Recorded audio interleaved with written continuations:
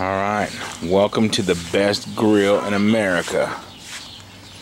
Held together with a little aluminum pie pan down there because the whole bottom is rusted out.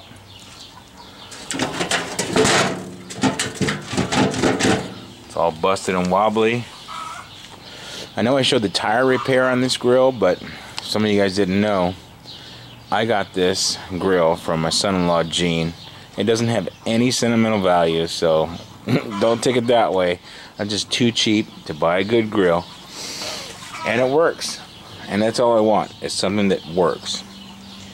And Gene actually took his little TIG welder or whatever it was, little wire feed welder, and welded this whole grill back together again. He asked me if I wanted the grill. And at that point, I had a gas grill. I hate the taste of gas. I shouldn't say I hate it. It's just not as good as charcoal. That's just my opinion. And mesquite wood, whatever. You can put some smoker chips in it. But I had a busted propane grill at the time that we just threw coals in. And so this little grill that Gene gave me has been an awesome grill. No, it doesn't come with a ball. That's a neighbor kid's ball. But this thing has been through a ton, and every joint has been re-welded, and the welds are still holding up. Not great welds, but they're still holding up. And awesome Harbor Freight, like $4 tires I put on there, still holding up. Anyway, welcome to the best grill in America. Because although it may not be expensive and fancy, that sumbitch works. Rule number 1.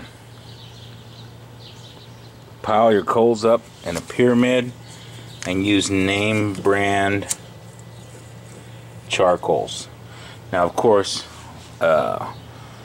chimney pot, you know, coal starter, whatever the heck you want to call it, is much better for you than using lighter fluid, but I just haven't gone around to buy one.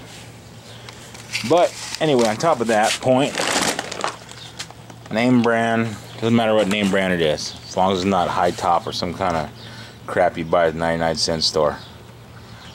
Lighter fluid and charcoals. While the coals are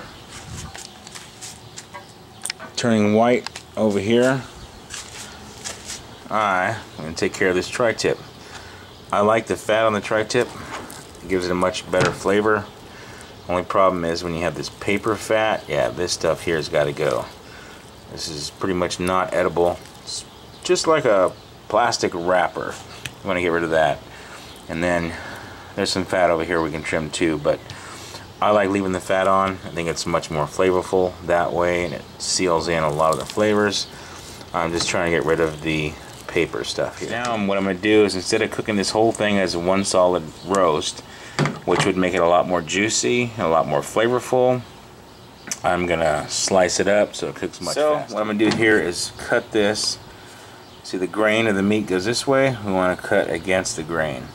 Now, technically this would be against the grain, but since we have this shape, I'm just going to cut out these steaks an inch, inch and a half or so, and slice from top to bottom so there's a diagonal grain cut. And I'm going to cut this steak into, I don't know, 5 or 6 pieces before I get them on the grill. So it came out to 8 pieces. This little weird piece, don't really like the tip, but there you go.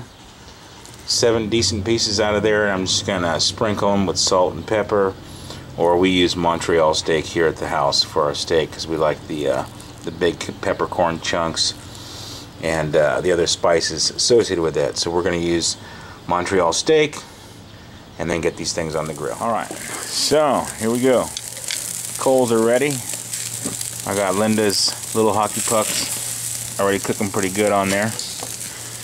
And now I'm just going to put my steaks on, pretty much warm them.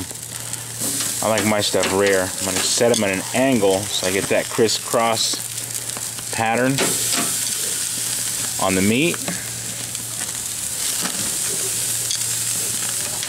So if you can see the way the lines of the grill are, once I cook them here for a couple minutes, I'm going to flip them this direction to get lines the opposite direction on them. And what that's going to do is just give you a really cool steakhouse looking grill marks. So I'm going to take this opportunity to press down a little bit just to get a good sear on there and get some good looking grill marks. Like I said, I'm doing mine pretty raw, so I'm only going to just have them on the grill for a couple minutes. I have my steaks on maybe a minute and a half. Not very long at all. I like mine rare, remember? So now that I've got these grill marks, I'll show you this as an example. Look there, you see those lines? Now I want to just crisscross those patterns. So now I'm going to take the steaks and move them like that. Move them like that. Move them like that. Keep them the cooked side down so we can get grill marks at a different angle. So I don't want to burn the heck out of my meat. You can see a big fire going on here. So I'm going to take this opportunity to spin them, flip them, excuse me, and you'll be able to see some of these grill marks. That's a little dark.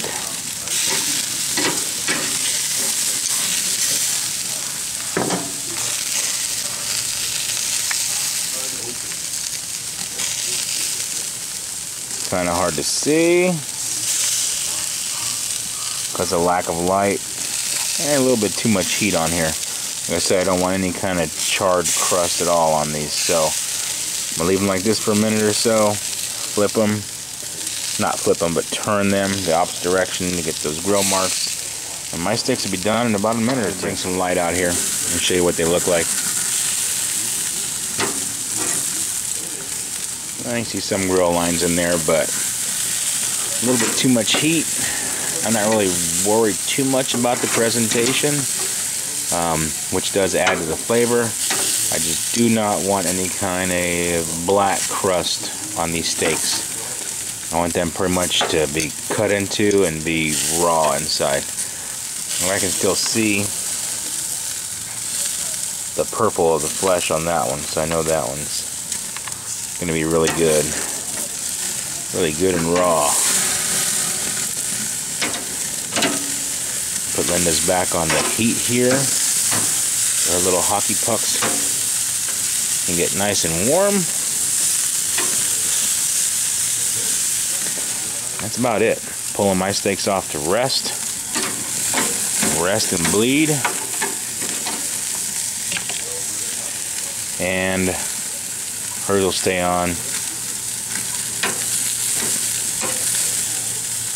and continue to get cooked all the way dry like she likes them. There it is, finished product. Steak cooked to perfection. This might be a little overcooked for SoCal, but this is how I like it. I know for some of you guys it's hard to believe all these vegetables on this plate, but yeah, meat and potatoes guy, and that's the true definition of meat and potatoes.